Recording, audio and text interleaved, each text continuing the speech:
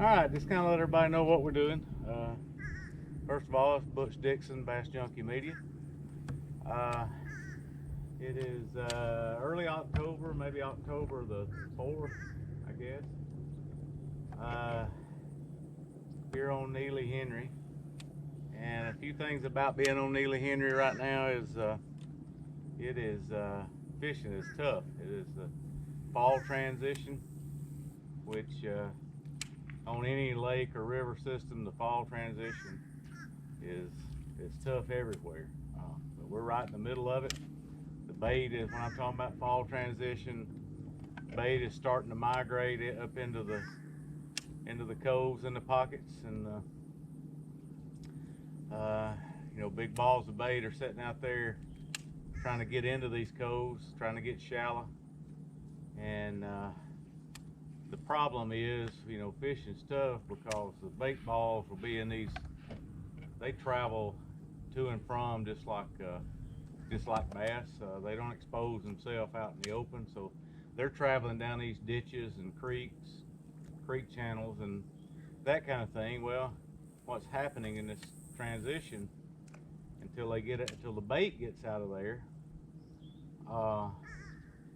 bass are coming right along in there with them. All the game fish are, and so bass are suspending out in these ditches, now in these deeper water areas, and just chasing these bait balls around.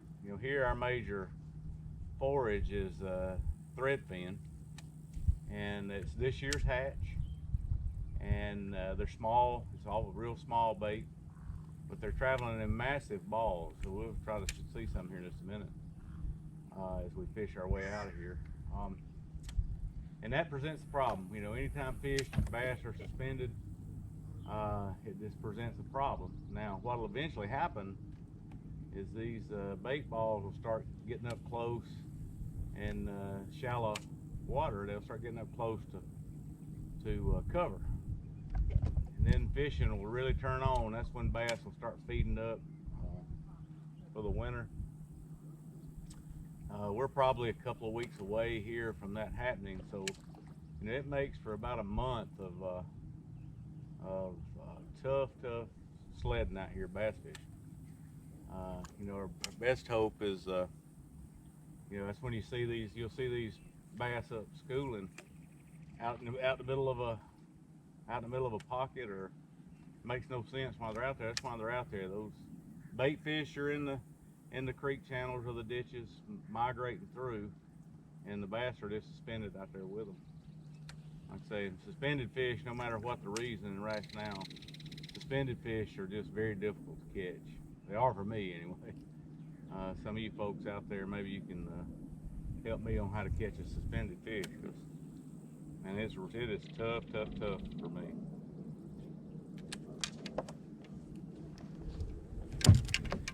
You're gonna see me throwing square bills. I'm gonna square bill just to cover a lot of water. Fishing two different square bills. One's a 1.0 by Strike King. The other one's the equivalent of a 1.5, but it's a Berkeley at Fritz side. Both of them are silent, no rattles. That's a theory of mine about pressured fish. Pressured fish, be it fishing pressure or boat pressure, I think are skittish of noise. Here I am sitting here making a bunch of noise, but so I think that's why I try to keep everything silent. There again, unless I'm trying to generate a reaction bite in these laydowns, that I'm sure we'll fish here in just a minute. I will tie on a chartreuse black batter, and it'll have a rattle in it. So there again, I'm just trying to draw a reaction, just a quick bang, quick swing at it, and see if maybe we can get a reaction bite. But when I'm trying to get them to bite, it's this time of year, especially on a crankbait, I'm trying to not make any noise with the bait.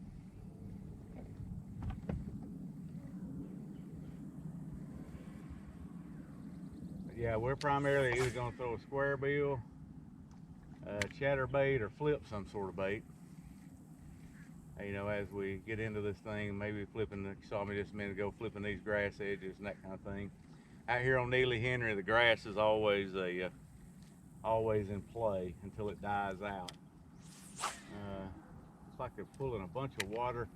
We're also battling a big, not a big drawdown, but a drawdown. They draw Neely down about a foot to 2 feet every year. So we are battling that. It started. So water right now is down about, looks like about 4 to 6 inches right now. You know, and that tells, that to me, that drives fish further out away from the grass area. So fish that are in the grass are going to try to pull out and get on the next available cover out there, whatever that may be.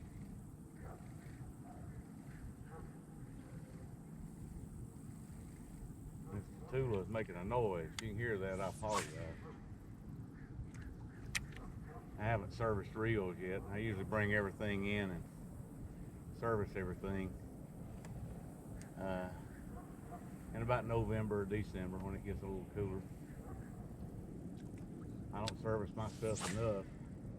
Probably need to service it a couple or 3 times a year. I don't. I usually just service once a year, unless I start hearing them, which is where this one's at now.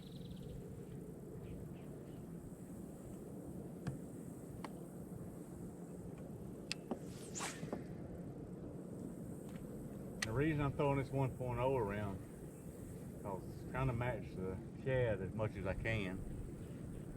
These shad are real small right now. And you may see me not get a bite. That's why I haven't had a video in about 8 or 10 days. It's been that tough out here. And I've been working, so maybe it'll go our way today.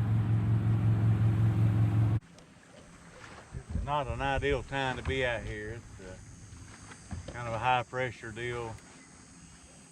Bluebird sky. It's really tough conditions. Again, I have to work, so this is the day I can fish, so I gotta see if I can make a little magic out here today. Sometimes you have to fish whenever you have a chance to fish. This is that Fritz side square bill right here. It's a little bigger. It's about like a 1.5, something like that. It's a real tight wiggle. That's what I like about it. It's not a big wide wobbling bait. I think as hard as the fishing is, as finessey as you can keep it right now, the better. I say that all the while I will throw a chatterbait sometime today.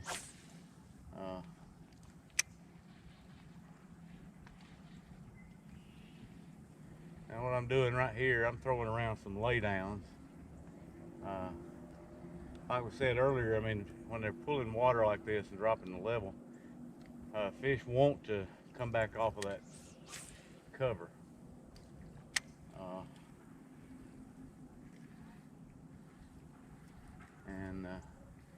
So I'm kind of square billing around the front of this thing before I go up in there and flip it.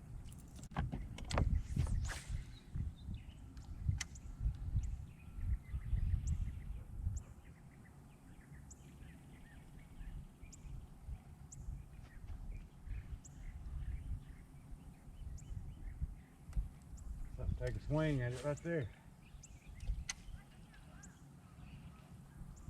Stopped the crankbait and the line ticked.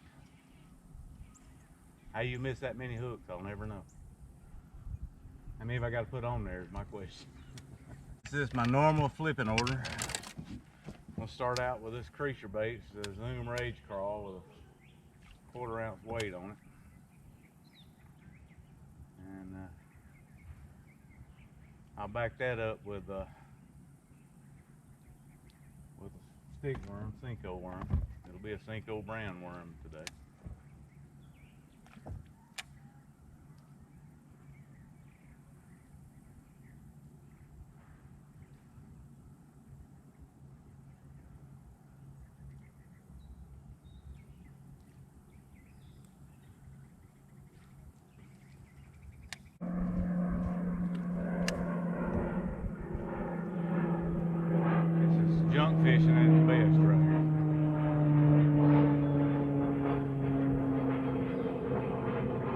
call them junk fishing.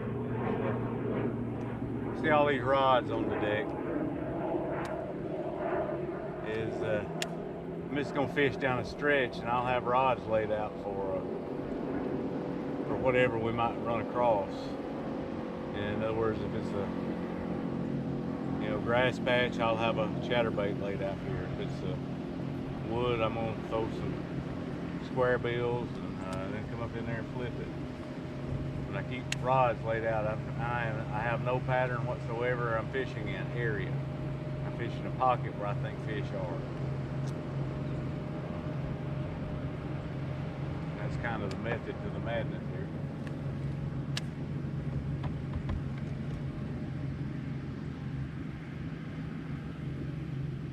And I think, the water hadn't been being dropped. I would say fish may be already up dirt shallow. With this water leaving out of here like it is, I'm not sure.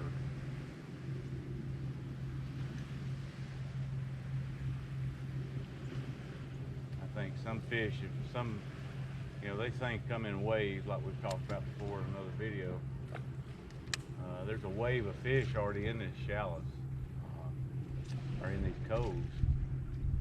They may have already pushed their way up. And those are going to be the bigger fish.